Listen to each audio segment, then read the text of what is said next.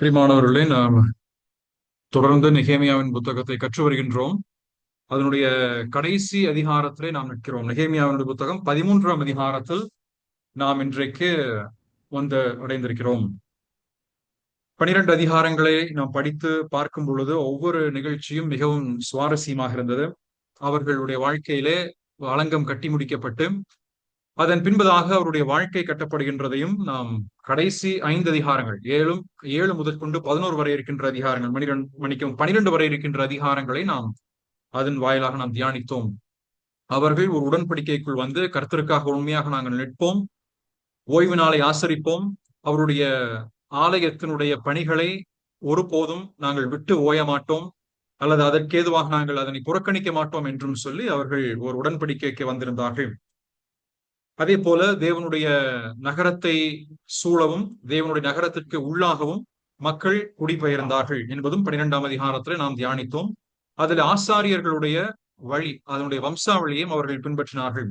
அந்த பிரீஸ்ட் மற்றும் லேவியர்களுடைய வம்சாவளி சரியாக அவர்கள் பின்பற்றி அடுத்த தலைமுறைக்கு அவர்கள் அந்த தங்களுடைய சத்தியத்தையும் தேவனுடைய பிரமாணங்களையும் அவருக்கு ஏதுவான உண்மையான முறையில் வாழ வேண்டும் என்பதையும் எடுத்துரைத்த விஷயத்தையும் நாம் தியானித்தோம். இன்றைக்கு நாம் 13ஆம் அதிகாரத்திற்குள் வந்தடைந்திருக்கிறோம். 13ஆம் அதிகாரத்தை நாம் வாசிக்கும் பொழுது என்னடா இவ்வளவு மிகப்பெரிய ஒரு உயிர் மீட்சி அடைந்திருக்கக்கூடிய ஒரு ஜனம், இவ்வளவு அதிகமாக ஆண்டவருடைய கூட நெருங்கி வாழ்ந்திருந்த ஜனம் திடீரென்று ஒரு சரிவை சந்தித்ததோ என்ற ஒரு எண்ணம் நமக்கு இந்த அதிகாரத்தை வாசிக்கும் பொழுது ஏற்படலாம். We may think that the people of God have come into a sudden fall or into a sudden destruction when we read this chapter 13 of the book Nehemiah. ஏனென்றால் இந்த அதிகாரத்தில் நீங்கள் வாசிக்கும் பொழுது குறிப்பிட்ட முறையிலே 6 இடங்களிலே அவர்கள் விழுந்து போகிறார்கள். அதாவது இன்னும் தெளிவாய் சொல்ல வேண்டுமானால் 11ஆம் அதிகாரத்திலே எந்தெந்த விஷயத்திலெல்லாம் அவர்கள் உடன்படிக்கை செய்தார்களோ அதுல நீங்கள் வாசிக்கும் பொழுது அவர்களுடைய திருமணம், அவர்களது ஓய்வு நாள், அவர்களுடைய ஆசரிப்பு கூடாரம் அல்லது ஆலயத்தில் இருக்கக்கூடிய பணிமுட்டுகள், ஆசாரியர், லேவியர் ஆகிய இந்த பணிகளில் எல்லாவற்றிலேயும் நாங்கள் உறுதியாக இருப்போம் என்று அவர்கள் தீர்மானித்திருந்தார்கள். ஆனால் 13ஆம் அதிகாரத்தை வரும் பொழுது அதே விஷயத்திலே in all the places where they have taken an oath and a covenant in chapter 11, we can see in chapter 13 that they have fallen very badly. அந்த 13ஆம் அதிகாரத்துல மிக மோசமாக நிலைமையிலே அந்த ஜனங்கள் ஒட்டுமொத்தமாக அல்ல, எல்லா ஜனங்களும் அல்ல, மாறாக ஒரு சில ஜனங்கள், ஒரு சில நபர்கள் அந்த 13ஆம் அதிகாரத்திலே விழுந்து போனதை நாம் தெளிவாக வாசிக்க முடியும். இதிலே நாம் இந்த அதிகாரத்தை தியானிப்பதற்கு முன்பதாக ஒரு சில விஷயங்களை நான் முன்னுரையாக இந்த நாளில் நான் சொல்ல வேண்டும் என்று விரும்புகிறேன். அதன் முன்பதாக நாம் 13ஆம் அதிகாரத்திலே நாம் அதனை பிரித்து தியானிப்போம். ஏனென்றால் இந்த 13ஆம் அதிகாரத்தை நீங்கள் வாசிக்கும் பொழுது அந்த 13ஆம் அதிகாரத்திலே சொல்லப்பட்டிருக்கக்கூடிய விஷயங்களிலே ஒரு குறிப்பிட்ட ஒரு வசனம் அல்லது ஒரு வார்த்தை என்பது 6வது வசனத்திலே வருகின்றது. நெகேமியா chapter 13 and verse 6. அந்த வசனத்தை நாம் வாசிக்கும் பொழுது அதிலே அதனுடைய தமிழில வாசிப்பீர்களானால் முதல் பகுதியிலே இதெல்லாம் நடக்கும் போது நான் எருசலேமில் இல்லை, but in all this time was I not at Jerusalem என்று அவர் சொல்கிறார். இது நடக்கும் பொழுது நான் எருசலேமில் இல்லை, பாபிலோன் ராஜாவாகி அர்த்தசஷ்டாவின் 32ஆம் வருஷத்திலே நான் ராஜாவின் இடத்துக்கு போய் சில நாளுக்கு பின்பு திரும்ப ராஜாவின் இடத்தில் உத்தரவு பெற்றுக் கொண்டு எருசலேமுக்கு வந்தேன் என்று சொல்கிறார். ஆகவே இந்த 13ஆம் அதிகாரத்தில் நடைபெறக்கூடிய சம்பவத்தின் போது ஒருவேளை இந்த நெகேமியா அந்த எருசலேம் நகரத்திலே இல்லையோ, was Nehemiah absent during the events of Nehemiah chapter 13? இந்த அதிகாரம் தன்னுடைய சம்பவத்தில் இல்லையோ என்று நமக்கு தோன்றும். அவர் சொல்கின்ற பிரகாரமாக நாம் பார்க்கும் பொழுது இந்த சம்பவங்கள் இதெல்லாம் என்று பொதுவாக சொல்லப்படுகிறது, பட் ஆல் திஸ் டைம் என்று சொல்லப்படுகிறது. நாம் அதை ஒட்டுமொத்தமாக சிந்திக்கும் பொழுது இந்த சம்பவங்கள் நடைபெறுகின்ற பொழுது, அதாவது இந்த 13ஆம் அதிகாரத்தில் தொடர்ச்சியாக சொல்லப்பட்டுள்ள அவருடைய வீழ்ச்சியினுடைய சம்பவங்கள் நடைபெறும் பொழுது நெகேமியா எருசலேம் நகரத்திலே இல்லை என்பதை நாம் காண முடியும். இதற்கு நாம் அதனுடைய பின்னணியை சற்று நாம் புரிந்து கொள்வது மிக நன்றாக இருக்கும் என்று நான் நம்புகிறேன். ஏனென்றால் எத்தனை நாட்கள் அவர் அந்த அனுமதியை பெற்றுக் கொண்டு வந்தார்? What was the number of days in which, or how many days or how many months did Nehemiah at first got the permission when he came to Jerusalem to repair the walls of Jerusalem, எருசலேமினுடைய அலங்கத்தினுடைய பணிகளை சீர் செய்ய வேண்டும் என்றும் சொல்லி, அதனை செப்பனிட வேண்டும் என்றும் சொல்லி, எருசலேமுக்கு நெகேமியா வந்ததனுடைய கால அளவும் அதனுடைய டைம்லைன், அந்த முழு கால அளவினுடைய நிகழ்வுகள் எப்பொழுதெல்லாம் நடைபெற்றிருக்கிறது என்பதை நாம் கற்றுக்கொண்டால் அது மிகவும் இது வசதியாக இருக்கும் என்று நான் நம்புகின்றேன். எப்பொழுது அவர் இதற்கு முதல் முறையாக அவர் அனுமதியை பெற்று வருகிறார்? நெகேமியாவின் புத்தகம் 2ஆம் அதிகாரத்தினுடைய 1 முதல் 11 நீங்கள் வாசிக்கும் பொழுது அங்கே சொல்லப்படும் விஷயம், அதனுடைய முதல் வசனத்திலே, அர்த்தசஷ்டா ராஜாவின் 20ஆம் வருஷம் நிசான் மாதத்திலே திராட்சை ரசம் ராஜாவுக்கு முன்பதாக வைத்திருக்கையில் நான் அதனை எடுத்து அவருக்கு கொடுத்தேன். நான் முன் ஒருபோதும் இருந்த நிலைமையிலே என் முகம் அந்த நாளிலே துக்க முகமாக இருந்தது என்று சொல்கிறார். அதன் பின்பதாக நீங்கள் அந்த 11 வசனத்தை வாசிக்கும் பொழுது, he got the permission from the king Arthashasta and then he moved to Jerusalem. எருசலேமிற்கு அவர் அதன் பின்பதாக அனுமதியை பெற்றுக்கொண்டு அவர் பயணம் புறப்பட்டு தன் நகரத்திற்கு, தன்னுடைய சொந்த தேசத்திற்கு வருகிறார். இது நடைபெற்றது 445 BC, கிறிஸ்து பிறப்பதற்கு 445வது வருஷத்திலே இது நடைபெற்றது. இங்கே குறிப்பாய் சொல்லப்படும் பொழுது, எழுத்தாளர் இதனை சொல்லும் பொழுது 20ஆம் வருஷம், அர்த்தசஷ்டா ராஜாவினுடைய 20வது வருஷத்திலே நான் அனுமதியை பெற்றுக்கொண்டு வந்தேன் என்று சொல்கிறார். நீங்க மறுபடியும் நீங்கள் நெகேமியாவின் புத்தகம் 13ஆம் அதிகாரத்தினுடைய 6வது வசனத்திலே சொல்லப்படுவது, இதெல்லாம் நடக்கும் பொழுது நான் எருசலேமில் இல்லை, அர்த்தசஷ்டாவினுடைய 32ஆம் வருஷத்திலே, சோ அந்த 32nd year of the king Artaxerxes என்று சொல்லப்படுகிறது. அப்படியானால் இங்கே 12 ஆண்டு காலம் இங்கே உருண்டோடி விட்டது. 12 years have passed by since he came into Jerusalem. எருசலேமுக்குள் அவர் வந்து 12 ஆண்டு காலங்கள் முடிவடைந்து விட்டது. 2ஆம் அதிகாரம் துவங்கி 12ஆம் அதிகாரம் வரைக்கும் நடைபெறக்கூடிய சம்பவங்கள் நாம் நன்றாய் அறிந்திருக்கின்றோம். அங்கே நடைபெறுவது என்ன? அவர் அனுமதியை பெற்றுக்கொண்டு வருவது 2ஆம் அதிகாரம். 2ஆம் அதிகாரத்திலே அவர் அந்த நகரத்தை மேற்பார்வையிடுகிறார். He consults and he evaluates the downfall of the city of Jerusalem. அதற்கு பின்பதாக சில எதிர்ப்புகளை சந்திக்கின்றார், ஜனங்கள் மத்தியிலிருந்தும் அதே போல வெளி தேசத்தாரிடமிருந்தும் அவர் எதிர்ப்புகளை சந்திக்கின்றார். சந்தித்து அந்த அலங்கமானது கட்டி முடிக்கப்படுகின்றது. வால் வாஸ் ரீபில்ட். அது 6ஆம் அதிகாரத்தோட முடிவடைகின்றது. அதன் பின்பதாக ஆவிக்குரிய முறையிலே அந்த ஜனத்தினுடைய வாழ்க்கை மேம்பட வேண்டும் என்றும் சொல்லி அதற்கு ஏதுவான சில குறிப்பிட்ட சீர்திருத்த நடவடிக்கைகளை இந்த நெகேமியா மேற்கொள்கிறார். Some form of the spiritual reforms have been taken place from chapter 7 and to chapter 12. 7ஆம் அதிகாரம் துவங்கி 12ஆம் அதிகாரம் வரைக்கும் நீங்கள் இதை வாசிக்க முடியும். அதனுடைய இறுதியிலே தான் அங்கே அவர்கள் மத்தியிலே அந்த பிரசங்கம் செய்யப்படுகின்றது. தேவனுடைய வசனங்கள், பிரமாணங்கள் விளக்கி சொல்லப்படுகின்றது. பின்பதாக அங்கே அவர்கள் மத்தியிலே உடன்படிக்கையை மீண்டுமாக நிலைநிறுத்துகிறார்கள். The covenant was renewed again.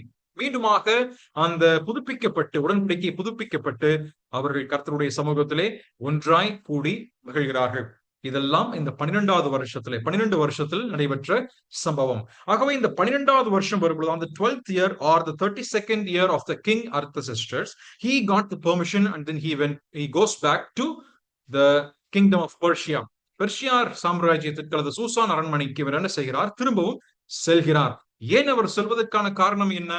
ஏன் இன்னும் கொஞ்சம் இருக்கலாமே என்று சொன்னால் அப்படி அல்ல. He was also a good citizen. ஒரு நல்ல ஒரு பிரஜையாக அந்த தேசத்தினுடைய சட்டதிட்டங்கள் என்னவோ அதற்கேற்ற வண்ணமாக செயல்படக்கூடியவராக இந்த நெகேமியா விளங்கினார். நீங்கள் அந்த 2ஆம் அதிகாரம் 11 வசனத்தை வாசிக்கும் பொழுது அவர் என்ன சொல்கிறார்?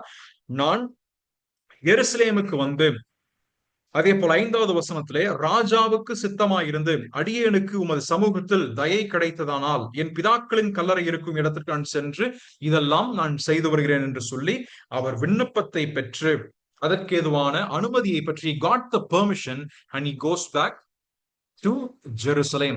ஆகவே எருசலேம் செல்வதற்கு அனுமதி பெறுகிறார் என்று சொன்னால் அவர் அங்கே இருந்து முற்றுமாக தன்னுடைய கவர்னராக இருக்கிறார் அல்லது அந்த அதிபதியினுடைய அந்த வேலையை விட்டு சென்றார்.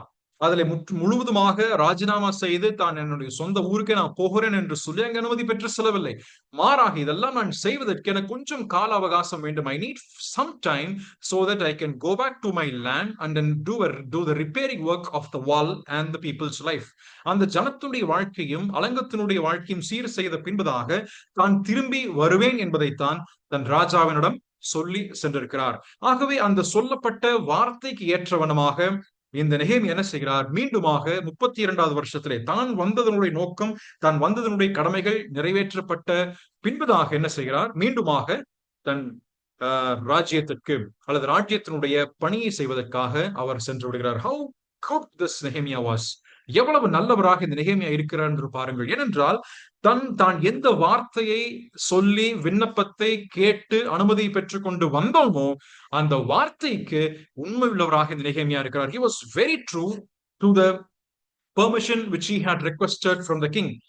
சொல்லிவிட்டு மாறுதலாக அல்லது அந்த வார்த்தையை மாற்றி விடுகின்றவர் அல்ல நெஹேமியா. சொன்ன வார்த்தைக்கு உண்மையான முறையிலே செயல்படுகிறவராக இந்த நெஹேமியா இங்கே இருந்தார். ஆகவே இவர் திரும்பி வந்தது பிசி 433, பிசி 433வது வருஷத்திலே நெஹேமியா என்ன செய்கிறார்? பெர்சியா சாம்ராஜ்யத்திற்கு திரும்பி வருகிறார். திரும்பி வந்த பின்பதாக இந்த குறிப்பிட்ட கிரிட்டிக்கலாக இருக்கக்கூடிய இந்த கேப், இந்த 13ஆம் அதிகாரத்தை நீங்கள் வாசிக்கும் பொழுது அங்கே நடைபெறக்கூடிய சம்பவங்கள் மீண்டுமாக 7வது வசனத்திற்கு நீங்கள் வரும் பொழுது 6-7 நெஹேமியா 13ஆம் அதிகாரத்தினுடைய 6வது வசனத்துடைய கடைசி பகுதியிலே சில நாளுக்கு பின்பு திரும்ப ராஜாவின் இடத்தில் உத்தரவு பெற்றுக்கொண்டு எருசலேமுக்கு வந்தேன். அப்படியானால் சில நாளுக்கு பின்பு என்று சொல்லப்படக்கூடிய கால அளவு எவ்வளவு? What was the time period that Nehemiah spent in Persia? இது நமக்கு தெளிவாக இந்த நெஹேமியாவின் புத்தகத்திலே சொல்லப்படவில்லை. It was not fully revealed of how many years Nehemiah had spent in Persia. Persia சாம்ராஜ்யத்திலே அந்த ராஜாவினுடைய பணிகளை செய்வதற்கு எத்தனை ஆண்டு காலம் அவர் செலவிட்டு மறுபடியுமாக உத்தரவு பெற்றுக்கொண்டு எருசலேமுக்கு திரும்பி வந்தார் என்ற கணக்கு இங்கே சொல்லப்படவில்லை. எத்தனாவது வருஷத்திலே வந்தார் என்று சொல்லப்படவில்லை. ஒருவேளை இங்கே பலருடைய கருத்து கணிப்பு என்னவென்றால் ஒருவேளை ஒரு 5 வருஷம் அல்லது 12 ஆண்டு காலம், ஆல்மோஸ்ட் ஃப்ரம் 5 to 12 years, ஒருவேளை 5 12 வருஷத்தை அவர் அங்கே செலவிட்டு இருப்பார் என்றுதான் அநேக வேத வல்லுநர்கள் இதன் மூலமாய் கருதுகிறார்கள். மட்டுமல்லாமல் அதனுடைய சரித்திர ஏடுகளையும் பின்பற்றி அவர்கள் இந்த விஷயத்தை சொல்கிறார்கள். Almost 5 to 12 years have been spent in Persia. ஆகவே இதனை இந்த 5 அல்லது 12 வருஷங்களே அவர் 5 முதல் கொண்டிருக்கக்கூடிய 12 வருஷங்களை பெர்சியாவிலே செலவிட்ட பின்பதாக அவர் இப்பொழுது மீண்டும் என்ன செய்கிறார்? தன்னுடைய தாயகத்திற்கு திரும்பி வருகிறார். ஆனால் இந்த இடைப்பட்ட நாட்கள், இந்த 5 years to 12 years இருக்கக்கூடிய இந்த கேப்ல என்னவெல்லாம் சம்பவித்தது? What was the event that has happened during the absence of Nehemiah?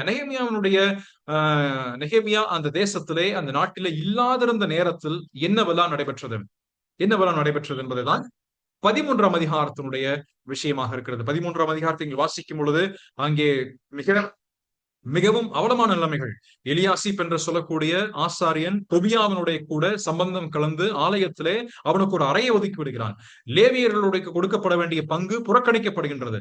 அதே போல அங்கே ஓய்வு நாளிலே வியாபாரம் செய்கிறார்கள். ஓய்வு நாளிலே அலங்கத்திற்கு அருகிலே கூட ஜனங்கள் வந்து அங்கே வியாபாரம் செய்வதும், அங்கே அயல்நாட்டில் இருக்கக்கூடிய வாணிப தொழிலை செய்யக்கூடிய merchants have come and stayed near to the walls of Jerusalem so that they can do the merchant, they can sell and they can buy from the city even on the Sabbath day. ஓய்வு நாளிலும் கூட சிலவற்றை வாங்குவதற்கும் விற்பதற்குமாக செய்யலாம் என்றும் முடிவெடுத்து விட்டார்கள். அதே போல அங்க இருக்கக்கூடிய ஆசாரியனுடைய பணியும் அது மிகவும் அதிகமான முறையிலே மோசமடைந்து போய்விட்டது. The priestly corruption have also grown. Eliashib என்று சொல்லக்கூடிய ஆசாரியனுடைய பேரன் சன்பலாத்தினுடைய மகனை திருமணம் செய்கிறான். இதுவும் இங்கே இந்த 12 ஆண்டுகள காலத்திற்கு உட்பட்டு நடக்க ஆரம்பித்து இது எல்லாமே நெஹேமியா இல்லாத நாட்களிலே நடைபெற்றதாகும். All these events have happened during the absence of Nehemiah. பிரியமானவர்களே, சில நேரத்திலே நாம் வேதத்திலே வாசிக்கும் பொழுது அந்த ஒரு தேசத்தை நடத்தி கொண்டு வந்த தலைவன் அல்லது அந்த அந்த தேசத்திற்கு ஒரு பாப்புலர் ஃபிகராக அல்லது ஒரு ப்ராமினன்ட் ஃபிகராக இருக்கக்கூடிய ஒரு நபர் இல்லாமல் போகும்பொழுது, when that particular prominent figure or an important personality or the leader of the nation is removed from the scene of the land, then there comes lot of other problems or lot of other corruption in the land. அந்த தேசத்தில் அதிகமான சீர்குலைவும் அதிகமாக இருக்கக்கூடிய அவலமான நிலைமையும் பாவங்கள் அதிகமாக பெருகுகின்றதையும் நமக்கு வேதம் எடுத்துரைக்கிறது. இதற்கு நாம் எடுத்துக்காட்டாக பழைய ஏற்பாட்டிலேயே உண்டு. நெஹேமியா யாத்ராகமத்தின் புத்தகம் 32ஆம் அதிகாரத்தை வாசிக்கும் பொழுது, read Exodus chapter 32, அதை வாசிக்கும் பொழுது அந்த அதிகாரத்திலே மோசே என்ற தேவ மனுஷன் 40 நாட்கள் மட்டும்தான் அவர் இல்லை. 40 நாட்கள் மலையுச்சியிலே சென்று ஆண்டவரிடத்திலிருந்து பிரமாணங்களை பெற்றுக் கொள்வதற்காக 24ஆம் அதிகாரத்தினுடைய 18ஆம் வசனத்திலே அவர் செல்கிறார். சென்ற பின்பதாக பிரமாணங்கள் ஒவ்வொன்றாக தேவன் தன் இருதயத்தை திறந்து கொடுத்துக் கொண்டிருக்கிறார். ஆனால் அதே நேரத்திலே கீழே பாளையத்திலே நடைபெறுவது என்ன? இதே தேவனுடைய வழிநடத்துதலை பெற்றுக்கொண்ட ஜனம், தேவனுடைய வல்லமையான பராக்கிரமமான செயலை கண்டிருக்கக்கூடிய ஜனம், இப்பொழுது எங்களை வழிநடத்தி கொண்டு வந்தவர்கள் யார் என்ற ஒரு கேள்வி எழுப்பி, எங்களுக்கு முன் சொல்லும் தெய்வங்களை நீர் உருவாக்கும் என்று மோசே மறைந்ததுனாலே, மோசே இல்லாமற் போனதுனாலே அவர்கள் வந்து ஆரோனை பார்த்து கேட்கிறார்கள். They came and requested Aaron to make or to create or to produce an idol and tell that this is the person who had led us this far என்று சொல்லக்கூடிய அவலமான சூழ்நிலை நாம் 32ஆம் அதிகாரத்திலே வாசிக்கின்றோம். அதற்கு காரணங்களை நாம் படித்தோம் என்று சொன்னால், அங்கே ஆரோன் சொல்லக்கூடிய காரணங்கள் எல்லாம் படிக்கும் பொழுது, ஜனங்கள் இப்படி நினைத்தார்கள், ஜனங்கள் அப்படி நினைத்தார்கள் என்றெல்லாம் அவர் சொல்லுகிறார். அது நிமித்தமாக அவர்களுடைய பிரஷருக்கு I just gave into the pressure. ஆனால் அப்படியானால் ஆரோனை பொறுத்து மட்டும், ஆரோன் அதற்கு உண்மையான முறையில நின்றிருக்கலாமே. Aaron could have stood for the truth of God, for the revelation of God, for the redemption of God. தேவனுடைய மீட்பிற்காக, தேவனுடைய வெளிப்பாட்டிற்காக இந்த ஆரோன் தரித்து நின்றிருக்கலாமே. ஆனால் அவன் அப்படி நிற்கல. மாறாக he also given to the pressures of the people. ஜனங்களுடைய வார்த்தைகளுக்கு, ஜனங்களுடைய பயமுறுத்தும் வார்த்தைகளுக்கு ஆரோனும் என்ன செய்து விட்டார்? விட்டு போய்விட்டார்.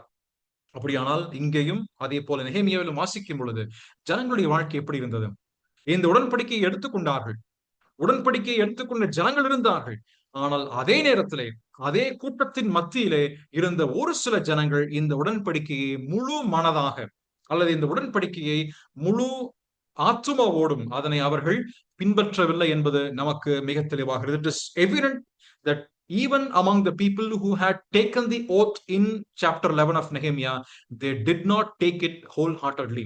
அவர்கள் முழு இருதயத்தோடு இந்த உடன்படிக்கைக்கு ஒத்து போகல. ஏன் இப்படி சொல்கிறேன்?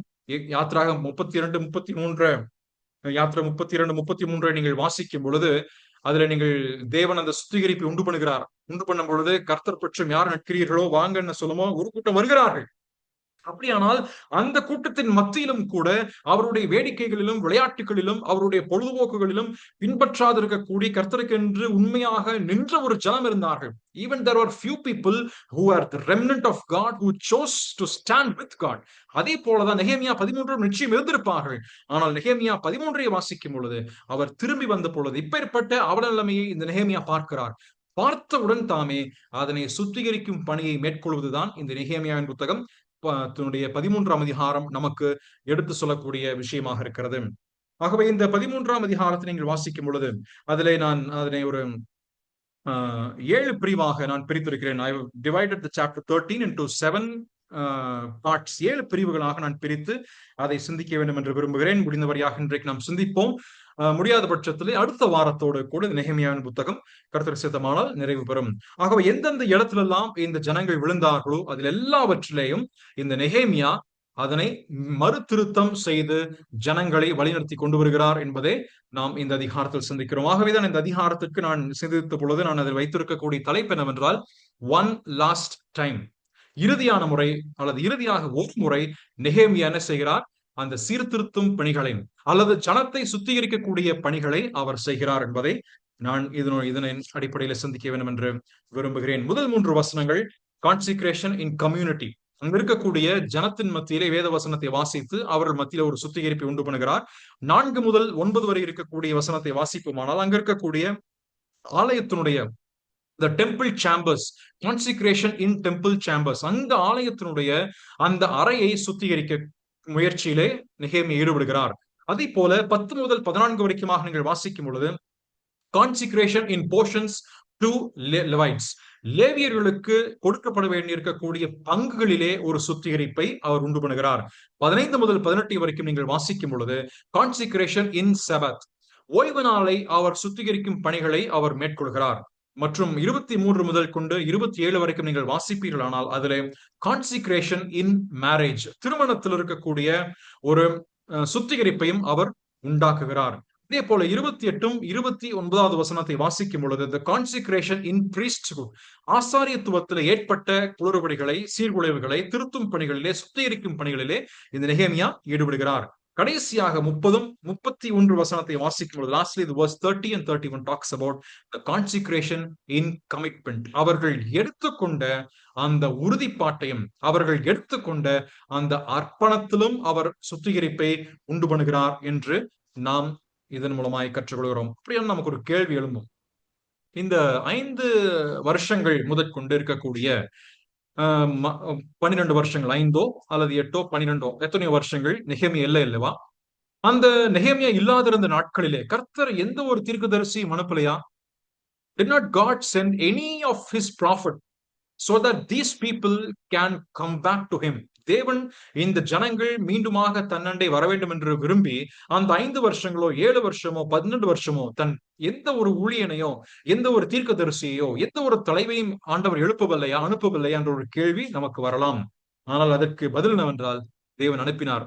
கடைசியான ஒரு தீர்க்கதரிசி அனுப்பினார். அதுவும் one last time he had sent a prophet among the people of God who is none other than Malachi.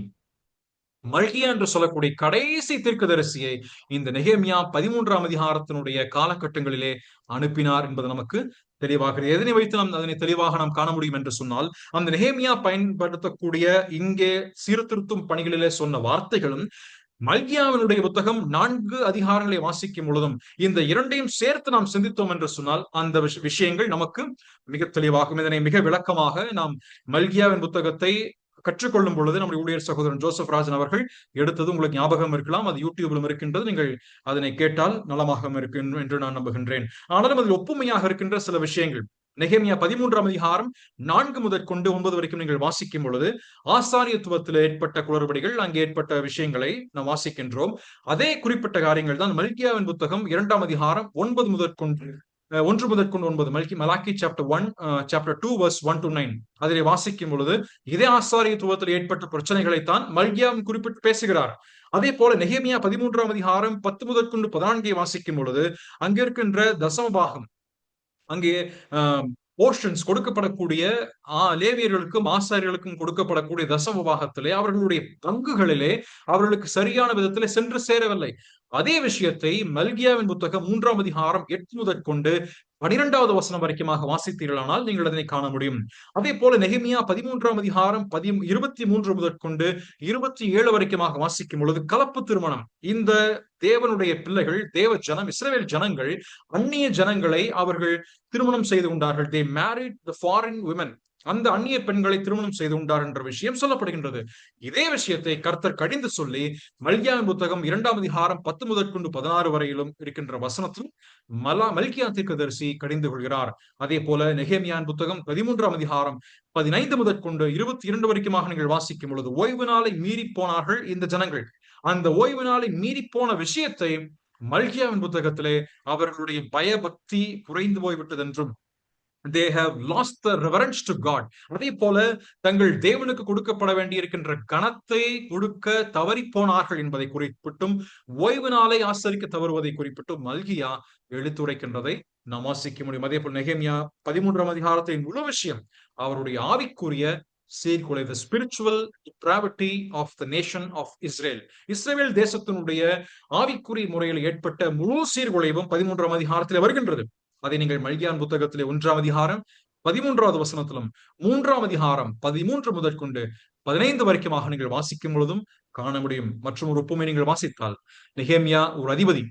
மல்கியாவின் புத்தகம் 1ஆம் அதிகாரத்தை நீங்கள் வாசிக்கும் பொழுது அவர் சொல்கிறார், தேவன் உங்களுக்கு அதிபதியாக இருப்பார் என்று சொன்னால் அந்த அதிபதிக்கு நீங்கள் கொடுக்கப்பட வேண்டிய கணம் எங்கே என்று மல்கியா கேட்கிறார். அது மட்டுமல்ல, நான் ஏற்கனவே சொன்னது போல இந்த புத்தகத்தினுடைய தலைப்பு, the title of this chapter 13 of Nehemiah is one last time. கடைசியான முறை, இறுதியான முறையிலே நெகேமியா ஒரு சீர்திருத்த பணியை செய்கிறார். அதே போல மல்கியாவை நீங்கள் வாசிக்கும் பொழுது there was a one last time God has spoken to people of Israel before the 400 years of gap. 400 ஆண்டுகளுடைய இருண்ட காலத்திற்கு முன்பதாக தேவன் இந்த ஜனத்தோடு பேசக்கூடிய கடைசி முறை மல்கியாவின் புத்தகத்திலும் எழுதப்பட்டிருக்கிறதை நாம் வாசித்து கற்றுக்கொள்ள முடியும். ஆகவே இந்த இரண்டையும் நீங்கள் வாசித்து நீங்கள் ஒப்பிட்டு நீங்கள் உங்களுடைய தனி தியானத்தில் நீங்கள் தியானித்தால் அது மிகவும் பிரயோஜனமாக இருக்கும் என்றுதான் நான் விசுவாசிக்கிறேன். ஆகவே இந்த நாளிலே நாம் இந்த 13ஆம் அதிகாரத்தை நாம் தியானிப்போம். அதனுடைய முதல் 3 வசனங்கள் from verse 1 down to verse 3 of chapter 13. 13ஆம் அதிகாரத்தினுடைய முதல் 3 வசனங்களை நாம் வாசிப்போம். அன்றைய தினம் ஜனங்கள் கேட்க மோசேயின் புஸ்தகத்தை வாசித்தார்கள். அதிலே அம்மோனியரும் மோவாபியரும் இஸ்ரேல் புத்திரருக்கு அப்பமும் தண்ணீரும் கொடுக்க எதிர்கொண்டு வராமல் அவர்களை சபிக்க அவர்களுக்கு விரோதமாய் பிழையாமை கூலி பொருத்தி கொண்டபடியினால் அவர்கள் என்றைக்கும் அந்த சாபத்தை ஆசீர்வாதமாக திருப்பின எங்கள் தேவனுடைய சபைக்கு உட்படலாகாது என்று எழுதியிருக்கிறதாக காணப்பட்டது. ஆகையால் அவர்கள் அந்த கட்டளையை கேட்டபோது பல ஜாதியான ஜனங்களை எல்லாம் இஸ்ரவேலை விட்டு பிரித்து விட்டார்கள். இங்க வாசிக்கும் பொழுது அன்றைய தினம், அப்ப இன்றைய தினம் நீங்கள் அதே போல வாசிக்கும் பொழுது 4வது வசனத்துல கூட இதற்கு முன்னே, அப்படியானால் முதல் வசனத்திற்கும் 4ஆம் வசனத்திற்கும் இருக்கக்கூடிய கால அளவு வேற உண்டு என்பதை நம்மால் காண முடிகிறது. ஏனென்றால் 4வது வசனம் துவக்கி வாசித்தீர்கள், ஆன் த டே பிஃபோர், இதற்கு முன்பதாக, இதற்கு முன் என்று நீங்கள் அடிக்கடி வாசிக்கிறத நீங்க வாசிக்க முடியும். 19வது வசனத்துல and it came to pass, verse 15ல in those days, அந்த நாட்களிலே, இதற்கு முன்பதாக, இதற்கு முன்னர் என்று நீங்கள் வாசிக்க முடியும். அப்படியானால் இந்த 4 முதற்கொண்டு வரக்கூடியவைகள் பழைய சம்பவங்கள். ஆனால் இந்த 1வது வசனம் வாசிக்கிறோமே, ஆன் தட் டே, அந்த நாளிலே அங்கே ஜனங்கள் கேட்க மோசையினுடைய புஸ்தகத்தை வாசித்தார்கள் என்று நாம் வாசிக்கிறோம். அப்படியானால் இந்த அன்றைய தினம் என்று சொல்லப்படக்கூடிய இந்த 13ஆம் அதிகாரத்தினுடைய முதல் வசனம் நடைபெற்ற அந்த சம்பவமானது ஒருவேளை நெகேமியா திரும்பி வந்த அந்த நாளாக இருக்கலாம். நெகேமியா வந்து இருக்கக்கூடிய ஜனத்தின் சூழ்நிலையை பார்த்த பொழுது, ஜனத்தினுடைய அவல நிலைமையை பார்த்த பொழுது வாசித்த வசனங்களாக இருக்கலாம். இல்லை என்றாலும் நெகேமியா 12ஆம் அதிகாரத்தில் அவர்கள் எல்லாரும் வாசித்து பிரமாணத்தை வாசிக்கிறார்களே, 12ஆம் அதிகாரத்தினுடைய கடைசியில நீங்கள் வாசிக்கும் பொழுது அவர்கள் காவலர்களை நிறுத்தி அங்கே பரிசுகளை கொடுத்தார்கள். அவர் லேவியருக்கு என்று கொடுத்தார்கள், லேவியர் ஆரோனின் புத்திரர் கொடுத்தார்கள், பங்கை பிரதிஷ்டையாக கொடுத்தார்கள். இதெல்லாம் சொல்லி முடிக்கும் பொழுது அவர்கள் அந்த பிரமாணத்தை ஒருவேளை அந்த நாளிலே, அவர்கள் குடிபெயர்ந்த அந்த நாளிலே இந்த புத்தகம், இந்த அதிகாரம் இங்கே வாசிக்கப்பட்டிருக்கலாம் என்று நாம் நம்ப முடிகிறது. எப்படி ஆயினும் இவர்களுடைய முதல் consecration, the first consecration in chapter 13 is a consecration in community. அவருடைய ஜனத்தின் மத்தியிலே ஒரு சுத்திகரிப்பு மிக அவசியமாகிறது. ஏனென்றால் அந்த நேரத்திலே பல ஜாதியான மக்கள் அந்த இடத்துல குடிபெயர்ந்திருக்கிறார்கள். நீங்கள் 13ஆம் அதிகாரம் 3வது வசனத்திலே சொல்லப்படும் பொழுது many people, mixed multitude have come and stayed in Jerusalem. எருசலேமின் மத்தியிலே பலதரப்பட்ட மக்கள், பல ஜாதியாக இருக்கக்கூடிய மக்கள் வந்து குடிபெயர்ந்திருக்கிறார்கள். ஆகவே அவர்களை பிரித்து விட வேண்டும் என்று சொன்னால் அதற்காக இருக்கக்கூடிய பிரிவினுடைய வித்தியாசம் என்ன? ஏனென்றால் இங்கே வந்திருப்பதனுடைய ஜனம் வேறு யாரும் அல்ல, 2ஆம் வசனம் அல்லது 1வது வசனம் சொல்லப்படுவதை போல அம்மோனியரும் மோவாபியரும் என்று மிக தெளிவாய் சொல்லப்படுகிறது. There are two nations which have come into the nation of Israel. இஸ்ரவேல் மத்தியிலே இந்த 2 ஜனங்கள் வந்து கலந்திருக்கிறார்கள். இந்த 2 ஜனங்களை தேவன் ஆதி முதற்கொண்டு இவர்கள் எப்பொழுது துவக்கப்பட்டார்களோ அந்த நாள் துவங்கியே கர்த்தர் இந்த ஜனத்தின் மேலே ஒரு எதிர்ப்பையும் ஒரு அருவருப்பையும் சொல்லிக் கொண்டு வருவதை நாம் வாசிக்க முடியும். From the time when these two have gone into the face of this earth, God has always told that these people can never come into my presence. என்னுடைய பிரசனத்திற்குள்ளாக, என் சந்ததிக்குள்ளாக இந்த ஜனங்கள் ஒருபோதும் வரவே கூடாது என்று சொல்லி அவர்கள் தெளிவாக கர்த்தர் சொல்லியிருக்கிறார். ஏனென்றால் இந்த 2 சந்ததியுமே நாம் தெரிந்த வண்ணமாக அது ஒரு அருவருப்பான முறையிலே பிறந்த சந்ததி தான் இந்த மோவாபும் இந்த அம்மோனியரும். இதை நீங்கள் ஆதியாகமத்திலே வாசித்தால் உங்களுக்கு தெளிவாக அதனுடைய விஷயங்கள் புரிய வரும். அதை நான் விளக்கி நான் இப்பொழுது சொல்ல போவதில்லை. ஆனால் தேவன் வந்து இங்கே சொல்லக்கூடிய குறிப்பிட்ட 13ஆம் அதிகாரத்தை வாசிக்கும் பொழுது இங்கே அதனுடைய எழுத்தாளர் அல்லது ஆவியானவர் எழுதியிருக்கக்கூடிய விஷயம் என்னவென்றால், இஸ்ரவேல் புத்திரருக்கு அப்பமும் தண்ணீரும் கொடுக்க எதிர்கொண்டு வராமல், இந்த அம்மோனியரும் இஸ்ரவேல் மக்கள், இந்த அம்மோனியரும் இந்த மோவாப் சந்ததியாருக்கும் அநேக நன்மைகளை கர்த்தர் கொடுத்திருந்தாலும் கூட, அவருடைய இயற்கை நிலைமையிலோ அல்லது இஸ்ரவேல் ஜனத்தின் மூலமாக அவர்களுக்கு ஏதாவது ஒரு விதத்திலே நன்மைகளை அனுபவித்திருந்தாலும் கூட, இந்த மோவாபியரும் இந்த அம்மோனியர் என்ன செய்கிறார்கள்? இந்த இஸ்ரவேல் ஜனங்கள் எகிப்து தேசத்திலிருந்து புறப்பட்டு கானான் தேசத்திற்கு வரும் வழியிலே எந்த நன்மையும் செய்யவில்லை. உபாகமத்தினுடைய புத்தகம் 23ஆம் அதிகாரம் 3 முதற்கொண்டு 5 வரைக்கும் நாம் வாசிப்போமானால், in Deuteronomy chapter 23 and verse 3 to 5 மிகவும் தெளிவாக அங்கே எழுதப்பட்டிருக்கக்கூடிய விஷயம் என்ன? உபாகமம் 23 3 முதல் 5, அம்மோனியனும் மோவாபியனும் கர்த்தருடைய சபைக்கு உட்படலாகாது.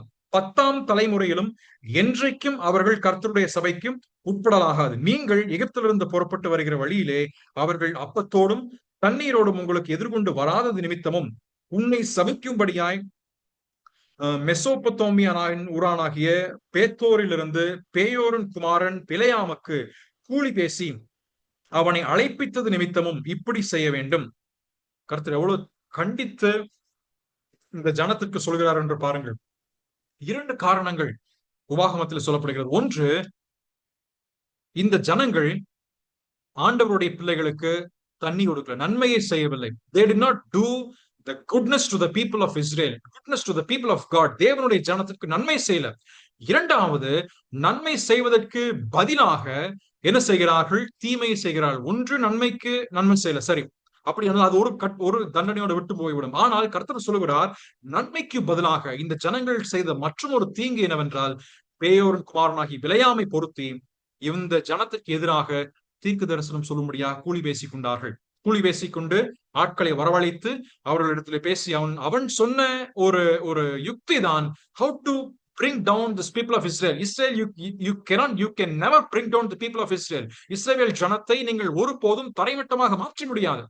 அவர்களை தரைமட்டமாக மாற்ற வேண்டுமானால் இந்த ஜனத்திற்கு உள்ளாக அந்நிய பெண்களை உள்ள போவிடுங்க. Just allow strange women to enter into the people of God, so that these people will automatically become an abomination of God, and God will certainly destroy them. தேவன் நிச்சயமாக இந்த ஜனத்தை அருவருப்பாக கருதி அவர்களை கண்டிப்பதற்கும் அவர்களை தண்டனைக்குட்படுத்துவதற்கும் அதுவே வழியாகும் என்பது இந்த பிலேயாம் சொன்ன ஒரு ஆலோசனை. நீங்கள் என்னாகவும் 22, 23, 21 முதற்கொண்டே வாசித்தால் அது தெளிவாக அங்கே சொல்லப்படுகிறது. ஆகவே இந்த ஆலோசனையை சொல்லிதான் இந்த அம்மோனியரும் மோவாபியரும் உள்ளே வருகிறார்கள். இப்பொழுது கலந்து விட்டார்கள். அதனை கர்த்தர் அவ்வப்பொழுது என்ன செய்கிறார்? அவர்களை துரத்தி கொண்டே வருகின்றார். அது நடைபெற்றுக் கொண்டே இருக்கிறது. இங்கேயும் 13ஆம் அதிகாரத்தை வரும் பொழுதும் கூட கடைசியாக ஆண்டவர் என்ன செய்கிறார்? இந்த அம்மோனியனும் இந்த மோவாபியரும் உள்ளே பிரவேசிக்கலாகாது என்று சொல்லி அவர்களை கர்த்தர் பிரிக்கிறார். ஏனென்றால் அந்த சாபத்தை ஆசீர்வாதமாக திருப்பி இருக்கின்றார் தேவன். இந்த தேவனை பற்றி இங்க சொல்லப்படும் காரியம் என்ன? God is a person who had turned the curse of Balaam into a blessing. இந்த பிலேயாம் சொல்லி இருக்கின்றது சாபத்தை அவனால் சபிக்க முடியல. He could not curse the people of Israel. இஸ்ரவேல் ஜனத்தை அவனால் சபிக்க முடியல. அந்த சாபத்தை அந்த நம்முடைய கர்த்தர் என்ன செய்து விட்டார்? ஆசீர்வாதமாக மாற்றி விட்டார். நம்முடைய கர்த்தருக்கு இப்படியும் ஒரு பெயர் உண்டு.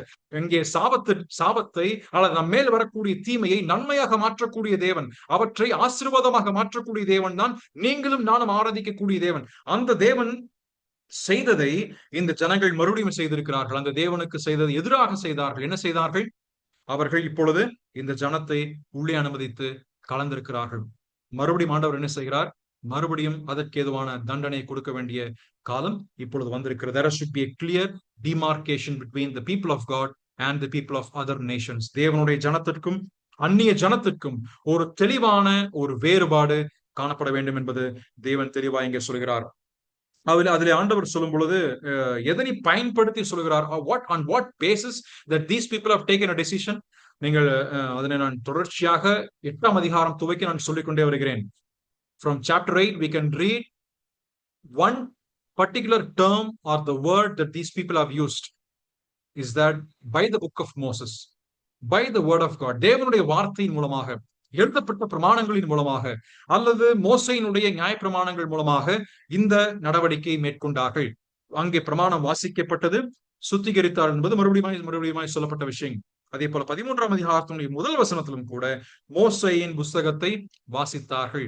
ஆகவே இந்த தீர்மானத்திற்குள் வருகிறார்கள். When we read the word of God, we need to read with an open hearted, so that there must be a clear demarcation in the way that we live. நாம் ஜீவிக்கக்கூடிய முறையிலே நம்முடைய வாழ்க்கையில் அசுத்தமாக இதெல்லாம் இருக்கின்றதோ அதனை விட்டு களைந்து போடுவதற்கு, அதனை விட்டு பிரிவதற்கு தேவனுடைய வார்த்தை நேற்றும் இன்றும் என்றும் மாறாத ஒரு பிரமாணமாக நமக்கு விளங்குகின்றது. 2 தீமோத்தேயுடைய புத்தகம் 3ஆம் அதிகாரம் 16, 17 வசனத்தை நாம் வாசிப்போமானால், 2 Timothy chapter 3 and verse 16 and verse 17 வேத வசனத்தை குறிப்பிட்டு தெளிவாய் சொல்லக்கூடிய ஒரு வார்த்தை அங்கே வருகின்றதை நாம் அறிந்த விஷயம்தான்.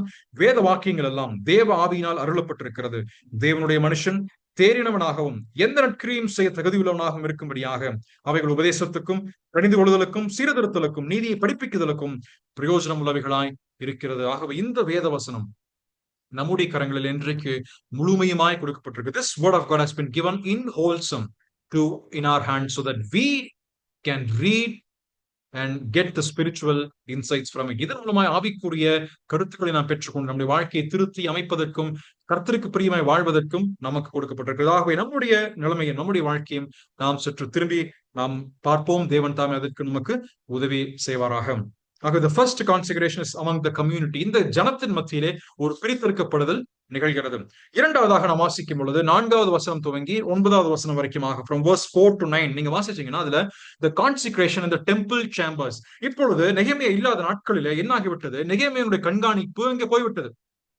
நெகேமியா ஜனத்தின் மத்தியிலே உலாவிக் கொண்டு வருவதை அங்கே போய்விட்டது. ஆகவே ஜனங்கள் மத்தியில் என்ன செய்கிறார்கள்? அதில் இருந்த ஒரு கூட்ட ஜனங்கள், நெகேமியா வந்தால் அவர்கள் பேச்சு மாறிவிடும், நெகேமியா இருக்கும் பொழுது நடவடிக்கை வேறு, நெகேமியா இல்லை என்றால் அவர்கள் நடந்து கொள்ளக்கூடிய விதம் வேறு. நெகேமியா இருக்கும் பொழுது அவருடைய பார்வையும் அவருடைய பேச்சும் அவருடைய குணாதிசயம் மாறுபடுகின்றது. நெகேமியா இல்லாதிருக்கும் பொழுது அவர் நடவடிக்கை வேறு மாறி போய்விட்டது. அதான் இங்க 4 முதற்கொண்டு வாசிச்சீங்கன்னா, எலியாசிப் என்று சொல்லக்கூடிய ஒரு ஆசாரியன் இருக்கிறான். அங்கே ஆசாரியனாகிய எலியாசிப் தொபியாவோட சம்பந்தம் கலந்தவனாயிருந்து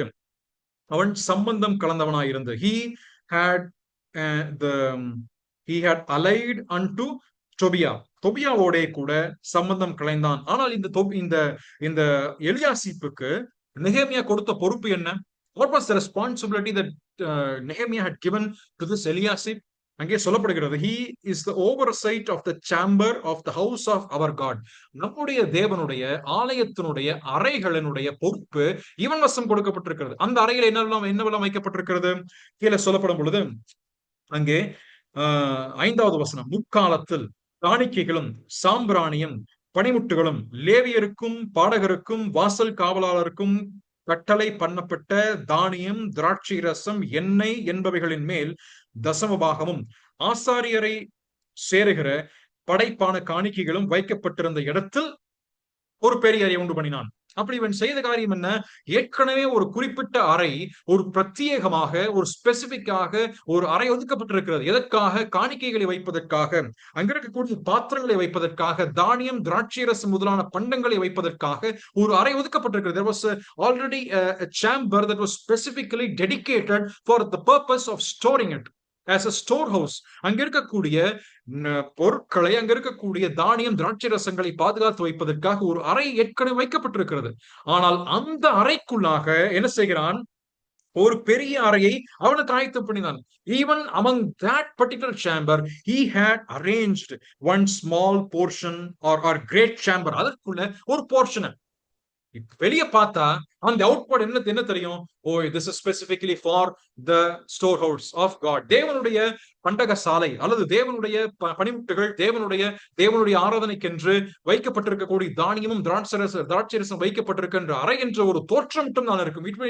Output must seem it is completely holy, it is completely consecrated and completely set apart. முற்றுமாக பிரித்து வைக்கப்பட்டதை போல இருக்கும். ஆனா அந்த ஆசாரியனாக இருக்க எலியாசிபுக்கு மட்டும்தான் தெரியும் என்னன்னா, when you open the door it will open into a different door. அந்த ஓபன் பண்ணி போனோம்னு சொன்னா அதுக்குள்ள ஒரு சின்ன அறை இருக்கின்றது. அந்த சின்ன வாசல் வழியாக நீங்க போனீங்கன்னா it opens to a great chamber. அந்த சேம்பருக்குள்ள என்ன பண்ணிருக்கிறாருன்னா, அந்த சேம்பருக்குள்ள he had prepared for him a great chamber. அந்த அறைக்குள்ள ஒரு பெரிய அறையை இவனை குண்டு பண்ணி வச்சிருக்கான். அந்த அறைக்குள்ள இவனுக்கு என்ன வேலை? அந்த அறைக்குள்ள வந்தவன் யாரு? தொபியா வந்து அடைந்திருக்கிறான். தொபியா யாரு? நமக்கு நன்றாய் இந்த புத்தகத்தை வாசிக்கும் பொழுது நாம் அறிந்த விஷயம்தான். தொபியா என்பவன் ஒரு அந்நியன், ஒரு சத்ரு. இந்த இஸ்ரவேல் ஜனத்திற்கு ஒரு சத்ருவாக விளங்கினவன் தான் தொபியா. ஆனா தொபியா என்று கேள்விப்படும் பொழுதே யா என்ற பெயர் வந்திருக்கிறது. நல்ல பெயர் அல்லவா? யாவே இஸ் குட் என்பதுதான் அவனுடைய பெயரினுடைய அர்த்தம். யாகவே, யெகோவாகிய தேவன் நல்லவர் என்பதுதான் அவனுடைய பெயராக இருக்கிறது. ஆனா இந்த தொபியா பழங்காலம் துவங்கி இந்த இஸ்ரவேல் ஜனத்திற்கு எதிராக செயல்பட்டு வந்தவன். நெகேமியா 2ஆம் அதிகாரத்தினுடைய 19வது வசனத்தை வாசிக்கும் பொழுது when we read chapter 2 and verse 19, அதுல சொல்லப்படுவது, ஓரோனியனாகிய சன்பல்லாத்தும் அம்மோனியனாகிய தொபியா என்னும் ஊழியக்காரனும் அரபியனான கேஷேமும் இதனை கேள்விப்பட்டு இந்த மூவர் இங்கே சொல்லப்படுகிறார்கள். அதே போல 4ஆம் அதிகாரத்தை வாசிக்கும் பொழுதும் கூட இதே விஷயம், இதே 3 பெயர்கள் அங்கே சொல்லப்படுகிறது. 4ஆம் அதிகாரத்தினுடைய 3வது வசனத்தை வாசிக்கும் பொழுது, அப்பொழுது அம்மோனியனாகிய தொபியா அவன் பக்கத்தில் நின்று, அவங்க கட்டினாலும் என்ன ஒரு நரி ஏறி போனால் அவர்களுடைய கல் மதில் இடிந்து போகும். ஆகவே இந்த தொபியா எப்படி ஒரு அம்மோனியனாக மாறினான்? ஆனால் அவனுடைய பெயரை பார்த்தீங்கன்னா யூதன். யூதனுடைய பெயர் தான், யூதனுடைய நபராக இருந்து கொண்டு, ஆனால் 4ஆம் அதிகாரம் வரும்பொழுது அம்மோனியனாகிய தொபியா என்று சொல்லப்படும் பொழுது அவனுடைய அவனுடைய கலப்பு அல்லது அவனுடைய காம்ப்ரமைசிங் நேச்சர் எங்கே அவன் தன்னுடைய வாழ்க்கையிலே சமரசம் செய்து போயிருந்திருப்பான் என்று சொன்னால், ஏற்கனவே இவன் அம்மோனியரோட கூட சம்பந்தம் கலந்திருக்கு. Already had an alliance with Ammonite people, Ammonites.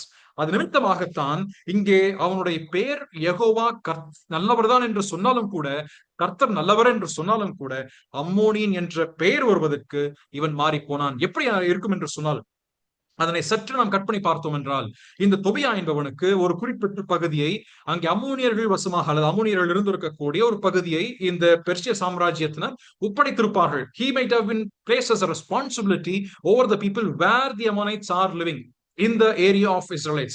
இஸ்ரவேல் பக்கத்தில் வாழ்ந்திருக்கக்கூடிய அம்மோனியர்கள் மத்தியிலே அவனுடைய பொறுப்பாக ஒரு அதிபதியாக வைக்கப்பட்டிருந்திருப்பான். அவன் என்ன செய்கிறான்? அவ்வப்பொழுது அம்மோனியர்களுக்குள்ளாயும் போவது, அவ்வப்பொழுது இஸ்ரவேல் ஜனத்துக்குள்ளேயும் போவது. ஏனென்றால் இவன் யூதன்.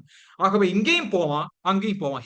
He will go into the Jewish people, Jewish nation, into the temple of God, into the walls of Jerusalem, and at the same time he will also go into the borders of Ammonites, and because he also had an alliance there. அங்கே அவனுக்கு இருக்கக்கூடிய ஒரு நெருக்கம் இருந்த காரணத்தினாலே அங்கேயும் போவான், இங்கேயும் போவான். So the compromise have started in the life of தொபியா, லிட்டில் பை லிட்டில், கொஞ்சம் கொஞ்சமாக இந்த தொபியாவுடைய வாழ்க்கையிலே, அவனுடைய உறவுகளிலே, அவனுடைய ஐக்கியங்களிலே இருந்த ஒரு நிலைமைதான் என்னாகிவிட்டது.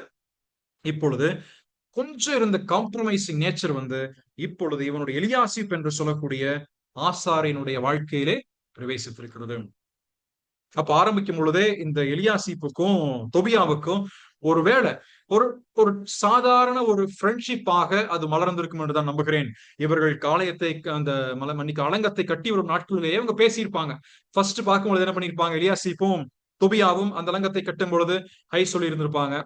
அவர் பேசி இருந்திருப்பாங்க. எலியாசிப்பை பத்தி விசாரிச்சிருப்பாரு தொபியாவை பற்றி எலியாசிப் கேட்டிருப்பாரு. ஒரு ஃப்ரெண்ட்ஷிப்பா இருந்திருக்கும். அப்புறம் ஒரு டீக்கு உட்கார்ந்துருப்பாங்க. அப்புறம் பேசியிருப்பாங்க. அப்புறம் உணவுக்காக உட்கார்ந்துருப்பாங்க. இப்படி நாள்பட இந்த எலியாசிப்புக்கு ஒரு ஐக்கியம் இந்த தொபியாவோட ஏற்பட்டிருக்கும். As the days goes by, this Tobiah might have been in close contact, in close communion with Eliasib. So with this renewal of the covenant has taken place, இந்த உடன்படிக்கையினுடைய ஒப்பந்தங்கள் எல்லாம் நடைபெறும் நேரத்தில் இந்த எலியாசிப்பினுடைய வெளிப்புற தோற்றம் இந்த உடன்படிக்கையில் ஒப்பந்தம் செய்வதாக இருந்தது. He was completely in communion with the people of God when he was taking the renewal.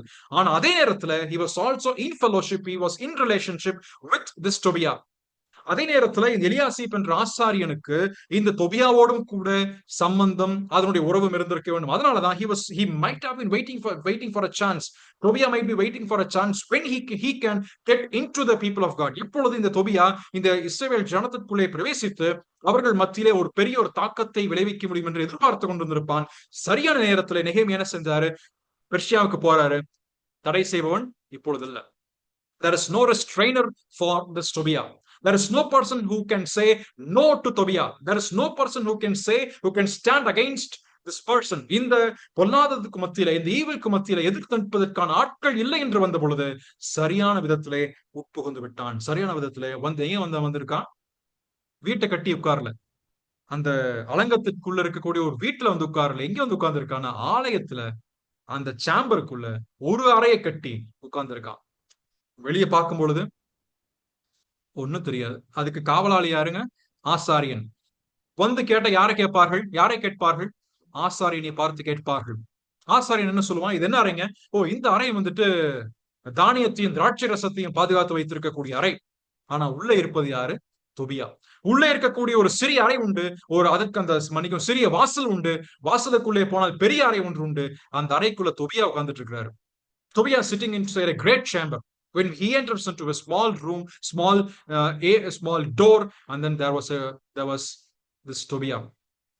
அப்பொழுது இந்த ஏற்கனவே தொபியாவுடைய வாழ்க்கையிலே தவறு நிமித்தமாக, அவன் வழிவிலகி போனது நிமித்தமாக, அவனுடைய வாழ்க்கை இந்த எலியாசிப்புக்கு மிகப்பெரிய ஒரு தாக்கமாக இருந்திருக்கும். இந்த எலியாசிப்பினுடைய வாழ்க்கை கொஞ்சம் கொஞ்சமாக little by little there was a compromise, in the relationship, in the alliance, and also in the misplaced loyalties. தேவனுக்கு முன்பதாக உண்மையாக இருக்க வேண்டும் என்பதிலிருந்தும் அவன் விட்டு போன அந்த காம்ப்ரமைஸ், அந்த சமரச இணக்கம் ஒன்றன் பின் ஒன்றாக வந்த பொழுது, இப்பொழுது நெகேமியா என்ற மனுஷன் அல்ல, அவர் போயிட்டாரு. எப்ப திரும்பி வருவாருன்னு எங்களுக்கு தெரியாது. மோசே மேல போயிட்டாரு, திரும்பி எப்ப வருவாருன்னு தெரியாது. ஆகவே ஆரோன் என்ன செஞ்சாரு? He joined with the people so that he can build a bull, he can construct a bull, and he called, tomorrow is the worship, tomorrow is the celebration for this idol. நாளைக்கு இந்த இதுக்கு பண்டிகை என்று சொன்னார் அல்லவா, அது போல இங்கேயும் நடைபெறுகின்றது. அது போல என்ன ஆகுதுங்க, கொஞ்சம் கொஞ்சமான காம்ப்ரமைஸ், லிட்டில் காம்ப்ரமைஸ் அவனுடைய வாழ்க்கையிலே மிகப்பெரிய ஒரு தாக்கத்தை ஜனத்தின் மத்தியில நெகேமியா வந்து பார்க்கும் பொழுது அங்கே மிகப்பெரிய ஒரு தவறாக பார்க்கிறார். இதே வந்து சின்ன ஒரு தப்பாக நெகேமியா பார்க்கல. நெகேமியா did not see it as a small problem. He did not think that this is just a problem. இது ஒரு சின்ன பிரச்சனை தானே, பரவாயில்ல, ஒருத்தன் தானே, தொபியா தானே, இருந்துட்டு போகிறான் என்று அவன் விட்டுவிடவில்லை. ஏனென்றால் அந்த சிறிய காம்ப்ரமைஸ் தான், even the smallest compromise can cause a big damage in the later days. சில நேரத்தில் தலைவர்களாக அமர்த்தப்பட்டிருக்கிறவர்கள் இந்த விஷயங்களிலே இங்க பின்பதாக வாசிக்கக்கூடிய எல்லா விஷயத்திலும் they need to be very careful. அவர்கள் மிக மிக கவனமாக இருக்க வேண்டும். ஏனென்று சொன்னால் a small compromise that was allowed in the initial days, it will cause a greater damage in the later part of the life. அங்கே சிறிய தவறு, சிறிய முறையிலே இருக்கக்கூடிய காம்ப்ரமைஸ் பின் நாட்களிலே பெரிய நிலைமையிலே ஒரு பெரிய ஒரு வழிவிலகி போவதற்கு வித்திடும். சில நேரத்தில் கூட நம்முடைய தலைவர்கள் அல்லது நமக்கு முன் வழிநடத்தி சென்றவர்கள் ஒரு சில விஷயங்களிலே ஏன் அதிகமாக கண்டித்து, ஏன் அதிகமாக உறுதியாக நின்றார்கள் என்பதை இன்றைக்கு நாம் பார்க்கும் பொழுது அதனுடைய நலன் புரிகிறது. இன்றைக்கு அதனுடைய நலன் நமக்கு புரிகிறது. ஏன் நம்முடைய மூப்பர்கள் இப்படிப்பட்ட சில தீர்மானங்களை எடுத்தார்கள்? Why there was certain decisions that was taken very strong in the past? ஏன் கொஞ்சம் நான் விட்டுருக்கலாமே என்று நாம் நினைப்போம். ஆனால் அதை விட்டதனுடைய விளைவு, சிலவற்றை விட்டதனுடைய விளைவு இன்றைக்கு பின்னாட்களில் அது பெரிய ஒரு மரமாக வளர்ந்திருக்கிறதை நாம் பார்க்கிறோம் அல்லவா, பார்க்க முடிகிறது அல்லவா. அதுதான் இங்கே நடக்கிறது. சின்ன காம்ப்ரமைஸ் தான். ஆனா நெகேமியா எடுக்கக்கூடிய முடிவு என்ன தெரியுங்களா? அதை 7வது வசனத்தில், எருசலேமுக்கு வந்தேன், வந்து அப்பொழுது எலியாசிப் தொபியாவுக்கு தேவனுடைய ஆலயத்து பிரகாரங்களிலே ஒரு அறையை ஆயத்தம் பண்ணினதினால் செய்த பொல்லாப்பை அறிந்து கொண்டேன். I came to know about it. நீங்க நெகேமியாவின் குணாதிசயத்தை இந்த அதிகாரத்துல வாசிச்சீங்கன்னா, I came, I saw, I did, அதை நான் பின்னாடி கடைசியில நான் அதை கன்க்ளூட் பண்ணும்போது நான் சொல்லுகிறேன். நெகேமியாவின் குணாதிசயம் was exemplary leader. He was an exemplary leader. ஒரு தலை சிறந்த ஒரு தலைவனாக நெகேமியாவை நாம் இந்த 13ஆம் அதிகாரத்துல வாசிக்கின்றோம். அதான் one last time he took a great decision for God. தேவனுக்காக மிகப்பெரிய ஒரு தீர்மானத்தை உறுதியா அவர் எடுக்கிறார். அறிந்து கொண்டேன். அதை பார்த்தவுடன் he has experienced the nature of evil that has caused in the temple of God. தேவனுடைய ஆலயத்திலே அந்த தீமையினுடைய விளைவை அது எவ்வளவு அதிகமாக கொண்டு போகும் என்பதை ஒரு ஃபோர்சைட்டாக நெகேமியா பார்த்தார் நான் நம்புகிறேன். அதை பார்த்தவர் என்ன செய்கிறாரு? 8வது வசனத்தில், அதனாலே நான் மிகவும் மனம் மடிவாகி தொபியாவின் வீட்டு முட்டுகளை எல்லாம் அந்த அறையிலிருந்து வெளியே எறிந்து விட்டேன். அறை ஆயத்தம் பண்ணின எலியாசிப்புக்குள்ள வந்து பார்த்தா அந்த அறையிலிருந்து அவன் வீட்டு காரியங்கள் எல்லாம், வீட்டு பொருட்கள் எல்லாம் உள்ள வந்துருச்சு. என்ன வந்திருக்கும்? வீட்டு பொருள், அவன் வீட்டுல இருக்கக்கூடிய தட்டு, டம்ளரு, அவன் டெய்லி யூஸ் பண்ணக்கூடிய பெட்டு, தலகாணி எல்லாம் உள்ள கொண்டு வந்து வச்சிருப்பான். ஏன்னா அங்க போர் அடிச்சதுன்னா இங்கேயும் தங்கிக்கலாம். எலியாசிப் உள்ளதான் இருக்கிறாரு. Tobias already made this into his private room, as a private chamber, into the safest place, into the God's temple. அந்த இடத்துல தன்னுடைய தட்டுமுட்டுகள் எல்லாம் கொண்டு வச்சுட்டான். அதை நெகேமியா பார்த்து அங்கிருந்து எரிந்து விட்டான். Threw them off.